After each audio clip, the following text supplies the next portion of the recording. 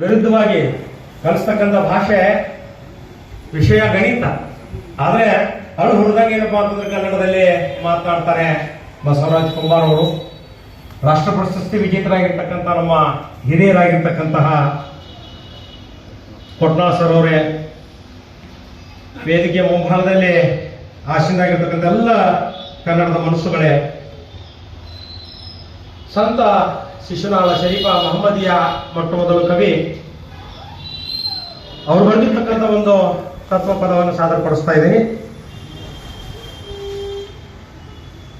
ಸುಮ್ಮನಿರಬೇಕು ಶರಣಾದ ಮೇಲೆ, ಸುಮ್ಮನಿರಬೇಕು ಶಿವನಾದ ಮೇಲೆ, ಸುಮ್ಮನಿರಬೇಕು ಶರಣಾದ ಮೇಲೆ, ಸುಮ್ಮನಿರಬೇಕು ಶಿವನಾದ ಮೇಲೆ, ಗುರುವಿನ ಕರುಣೆ ಆಗಿರಬೇಕು, ಗುರುವಿನ ಕರುಣೆ ಆಗಿರಬೇಕು, ಗುರುವಿನ ಕೀಲದು ತಿಳಿದಿರಬೇಕು, ಗುರುವಿನ ಕರುಣೆ ಆಗಿರಬೇಕು, ಗುರುವಿನ ಕೀಲದು ತಿಳಿದಿರಬೇಕು, ಒಳಗೂ ಹೊರಗೂ ಒಂದಾಗಿರಬೇಕು, ನಿತ್ಯದಿಯ ಅನುಭವ ಸಾಧಿಸಬೇಕು, ನಿತ್ಯದಿ ಅನುಭವ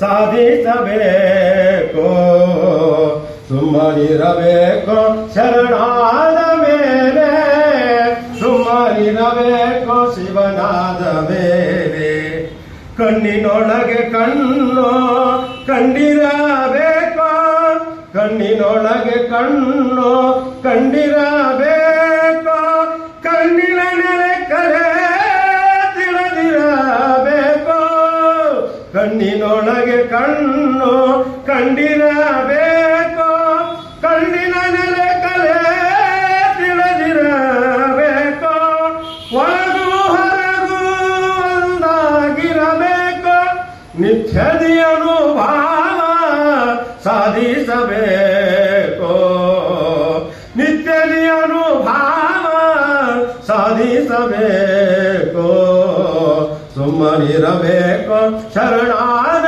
ಮೇಲೆ, ಸುಮ್ಮನಿರಬೇಕು ಶಿವನಾದ ಮೇಲೆ, ಸುಮ್ಮನಿರಬೇಕು ಶಿವನಾದ ಮೇಲೆ, ತನು ಮನ ಧನವೆಲ್ಲ ಅಳದಿರಬೇಕು, ತನು ಮನ ಧನವೆಲ್ಲ ಅಳದಿರಬೇಕು, ತನುವಿನ ಭಾಂಡಾರ ತೊಳೆದಿರಬೇಕು, ತನು ಮನ ಧನವೆಲ್ಲ ಅಳದಿರಬೇಕು, ತನುವಿನ ಭಾಂಡಾರ ತೊಳೆದಿರಬೇಕು, ಹುಣ್ಣಿಮೆಯ ಚಂದ್ರನಂತೆ ಉದಯಿಸಿರಬೇಕು, ಶಿಶುನಾಳದೀಶನ ಕೂಡಿರಬೇಕು, ಶಿಶುನಾಳದೀಶನ ಕೂಡಿರಬೇಕು, ಸುಮ್ಮನಿರಬೇಕು ಶರಣಾದ ಮೇಲೆ, ಸುಮ್ಮನಿರಬೇಕು ಶಿವನಾದ ಮೇಲೆ, ಸುಮ್ಮನಿರಬೇಕು ಶಿವನಾದ ಮೇಲೆ, ಸುಮ್ಮನಿರಬೇಕು ಶಿವನಾದ ಮೇಲೆ. ಅವಕಾಶಕ್ಕಾಗಿ ಧನ್ಯವಾದ.